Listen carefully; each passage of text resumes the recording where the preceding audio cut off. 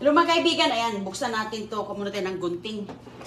Ayan, galing New York ang ating package ngayon. Maraming salamat po sa nagpadala ng ating package.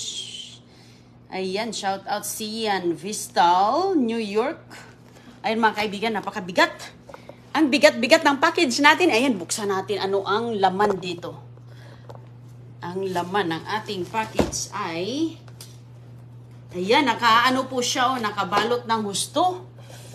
Surprise! Ang laman! Ayan po. Guntingin natin. Parang nakaayos ng... Kailangan natin ng...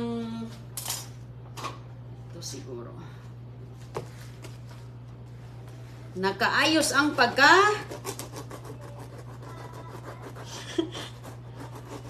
package. Ayan. Surprise, surprise! Sa laman. Surpresa! Ayan, hala, grabe, naka-ano siya, naka-duct ng maayos talaga, oh. Ay, mga kaibigan, hilusin yung lahat, magsabay tayong buksan ang... Ayan, sabay natin buksan ito. Ano kaya ang laman sa package na natanggap ni Inday Runing? Wow! Chiding, chiding, ding! Ayan, shout out! Shout out sa Chorizo NYD Cebu. Ayan mga kaibigan, oh. Shout kay Sian and Ann. Thank you very much sa Chorizo. Ayan mga kaibigan, Chorizo NYD Cebu. Sila po ay nag-deliver all over Amerika.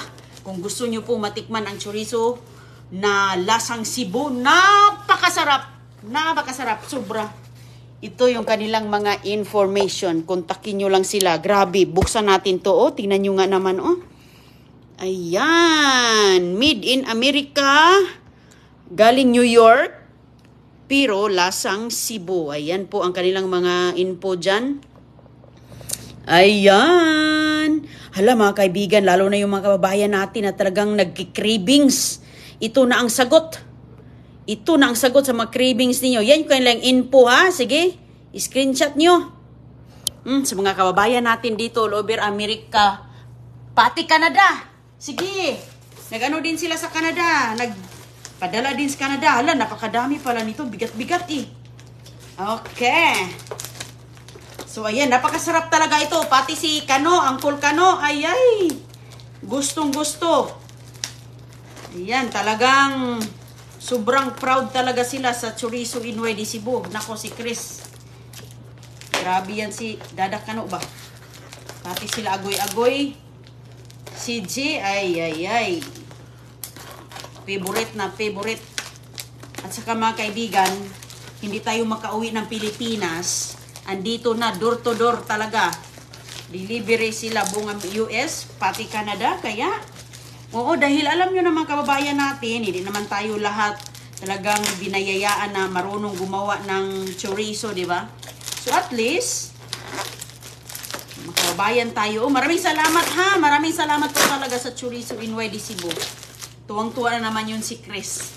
Nakita niya ito. Wow, ayan. Talagang sobrang package talaga yan for continuous freshness. Ayan, naka-plastic. Nakabalot ng ganyan, oh. Uy. Ito, ayan na. Meron po siya ditong mga ice na nilagay kasama. Wow, ang ganda. Ayan, naku, amoy na amoy ko na ang laman, oh. Sus, masarap. Ayan mga kaibigan, ito po ay original chorizo. Ayan, at mayroon din silang ibang lasa dahil yung iba gusto nila yung spicy, sarap. Ayan, mayroon din silang pang spicy. Masarap din siya, sobrang sarap. Kinakain nga nila, agoy-agoy eh. Spicy, pero kinakain nga nila, sarap-sarap. Ayan, ito oh, original. Maraming salamat po. Maraming salamat. Shout out sa Chorizo NYD Cebu. At ang dami na po mga kababayan natin na nag-order sa kanila. At talagang pasok sa kanilang mga panglasa. Dahil sobrang yummy, delicious, sarap. Uy, ayan pa. Ito. Ayan po mga kaibigan. Ayan. Ayan po siya. Wow, yummy-licious. Ito pa.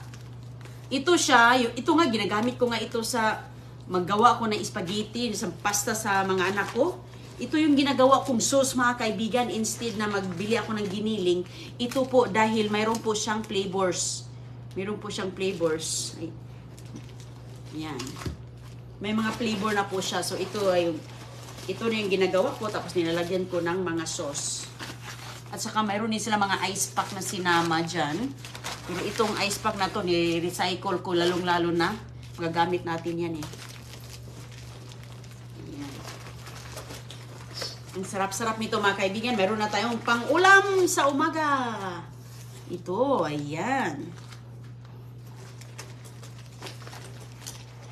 Magluto tayo nito. Magluto niya tayo. Salamat po, maraming salamat sa chorizo Inoy de Cebu. Ayan, ang daming mga chorizong pinamigay sa atin, no? Talagang pang almusal to, oh. Pang almusal. Ayan, mayroon siyang giniling at saka mayroon siyang yung bilog-bilog. Ayan, maganda itong ganito, yung ganito na style dahil maluluto natin sa mga ibang mga, lalo na yung spaghetti. Gustong-gusto ni Chris yun. At saka Uncle Dave ka, no? Gustong-gusto nila. Ito, mayroon po silang spicy, mga kaibigan. Ito, original. Mayroon din silang spice.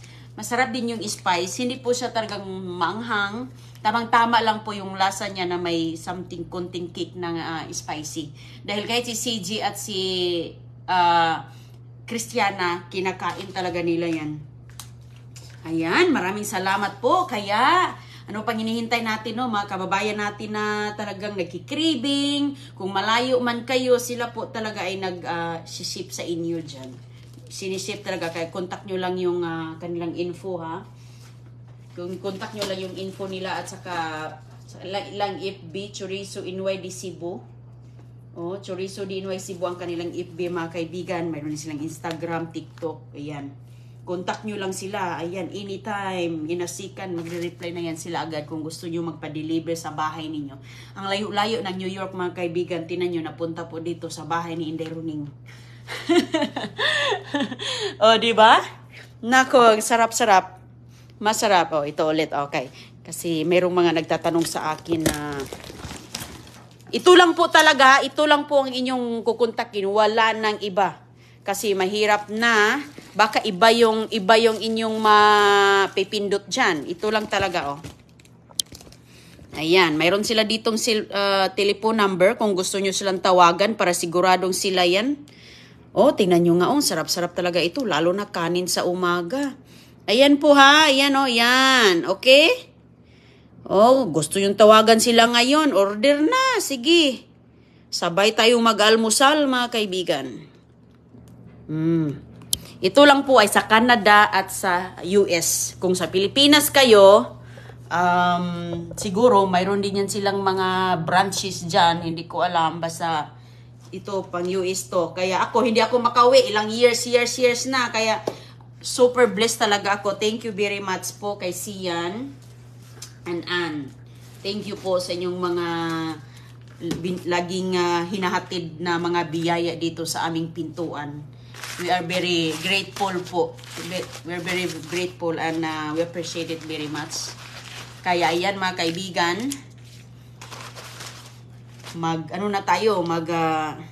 so ito, pwede mong ilagay mo ito sa freezer, no? Ilagay mo sa freezer kasi nga hindi pa naman natin ito lulutuin lahat. So, i-freeze lang natin. Mabilis lang silang de-defrost, magpakulo ka lang ng 1/4 na cup or 1/2 cup, depende sa'yo. Mabilis lang po siyang mag-defrost sa paglulutuin mo na. Ang bilis-bilis lang. Yan, ang ginagawa ko, 1/4 cup na lagay ko sa kawali, tapos pakuluin ko hanggang mag-evaporate yung tubig, hanggang mag-caramelize siya, diba? Ganyan ang pagluto natin. Ayan, hindi ako marunong gumawa nito, mga kaibigan. At saka kung gagawa man siguro ako, iba talaga yon. Siguro yung lasa, hindi ganito kasarap na talagang traditional Cebu talaga. Ang pinakamasarap na chorizo sa ito talaga Cebu. Kaya hinahanap-hanap talaga, lalo-lalo na yung nasa Visayas. Siyempre, meron din naman sa ibang lugar, Mindanao at Luzon. Pero ito talaga yung pinaka-popular, yung lasang Cebu.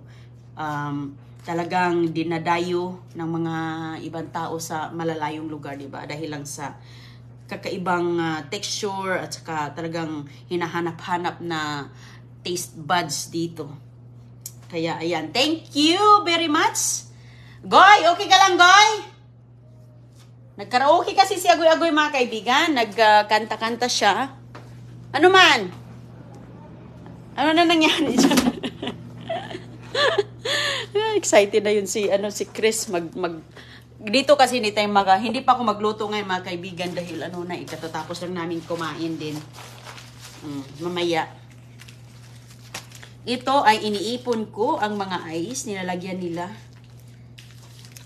ko yun sa ref at idalhin natin yung iba doon sa ating freezer.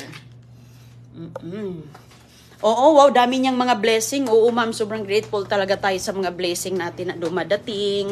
Maliit man o malaki, we're very thankful. Salamat po sa inyong mga walang sawang pagsishare na inyong blessing, dahil it will babalik din yan sa atin in many ways. Folded times pa po. Kaya super thank you. Ilagay ko lang ito dito. Buksan ko muna yung aking rep.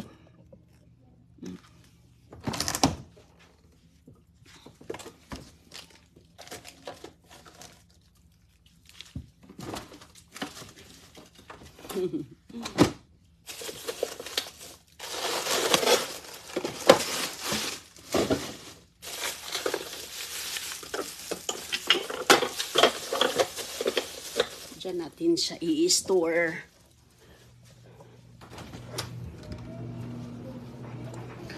So ito, mga kaibigan, sus ko, lalo na yung mga kababayan natin na hindi nakauwi, talagang hinahanap-hanap talaga ang mga ganitong, lalo na sa almusal, sarap ito sa kanin, no? Lalo na may piniritong itlog, may piniritong tuyo, tapos itong chorizo, tapos mayroong kanin na sinanlag, yung kanin na, sinanlag yan sa Bisaya, yung fried rice. Diba? Fried rice na mayroong konting mga bawang. Shout out po sa inyong lahat.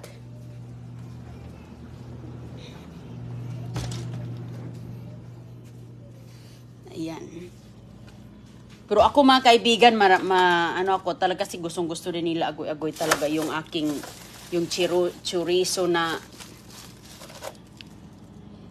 chorizo na nilagay ko sa spaghetti. Nako, gustong-gusto ng mga anak ko. Pati si Chris ba?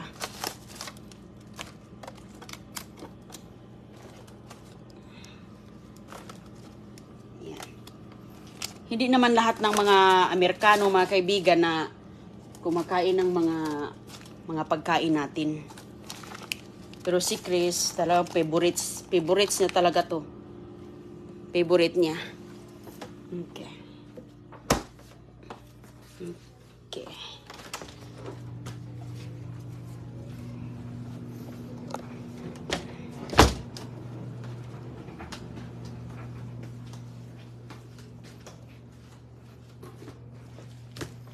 Ayan, what you got in English? What I got, I have a package from New York, mom. It's a chorizo. What's chorizo in English? It's a very popular food in the Philippines. It's called chorizo. It's a chorizo Inuay de Cebu. It's a chorizo Inuay de Cebu. Yeah, this is the info if in case you wanna try them. Okay. Here. Ayan, mayroon kasing pariner na nanood. Ano daw to? Alright, so that's the info of the chorizo. It's a food you have to cook. It's a delicious chorizo. Thank you very much. Thank you.